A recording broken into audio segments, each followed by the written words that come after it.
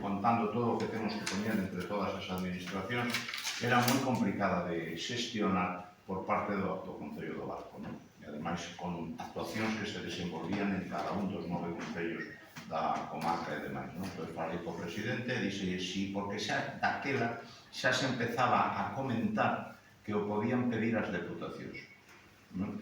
Que non era necesario que o pedira o Concello máis grande, non? Entón falei con el que dende o primeiro día, e aquí públicamente quero agradecerche a túa disposición, dixo, ningún problema. A Deputación nos o facemos.